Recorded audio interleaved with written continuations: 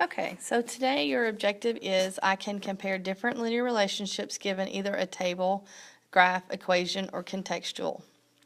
Sub-objective is to find slope in the y-intercept on a graph, find slope in the y-intercept in a table, find slope in the y-intercept in an equation, find slope in the y-intercept within contextual clues.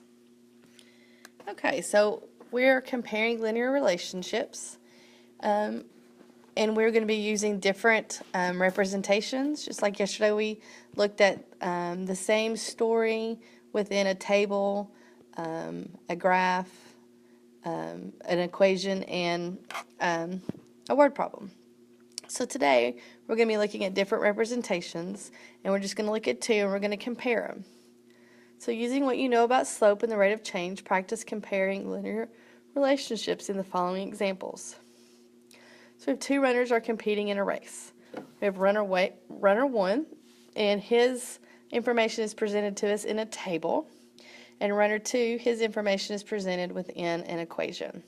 So obviously within number 1, we need to figure out what his slope is so that we can compare the slope and the rate of change, just like it says when it's telling us what to do up at the top.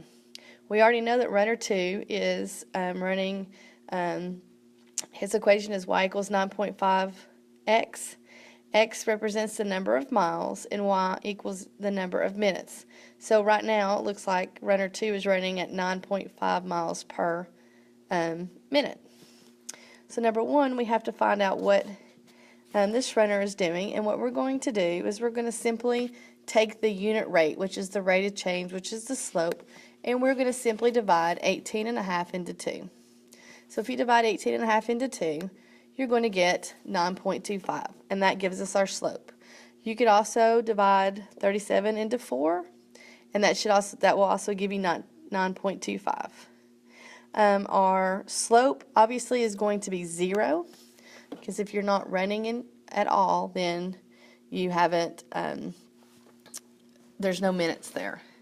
So the equation for runner 1 would be y equals 9.25. So x. So which runner is traveling at a greater speed? Explain your reasoning. So runner 1 is running each mile at 9.25 minutes, while it takes runner 2 9.5 minutes to run each mile. Because it is a race, the slower rate of change is the greater amount of time. So obviously 9.25 is going to be our faster speed. So runner 1 is traveling at a faster rate of speed.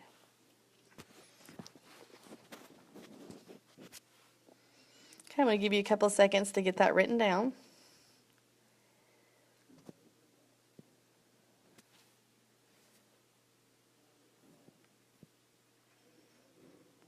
Okay, so let's look at the second example here. It says the Smiths and the Johnsons are both driving to family vacations for winter break.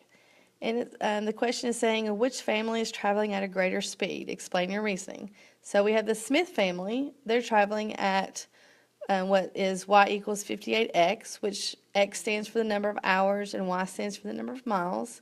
So they're traveling 58 miles per hour. And then the Johnson families, their information is represented on a graph. So we have to find slope. So the first thing we have to do is we have to plot 2 points. So I'm starting at 0, 0. And then my second point is going to be at 2 and 100. So this is a positive slope, so I'm going to find my rise over my run. I'm going to look at my intervals that are how the x and the y is being counted, and the y is being counted by 100s. So I'm going from 0 to 100, so that's 100.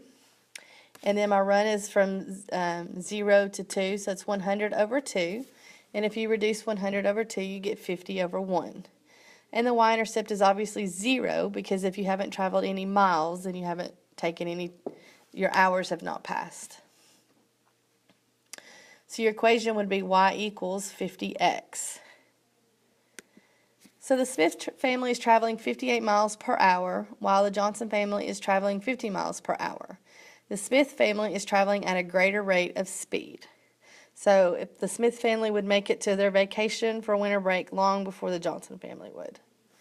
Okay, so The back page we're going to do in class, so make sure you bring that into class tomorrow. Have a good night.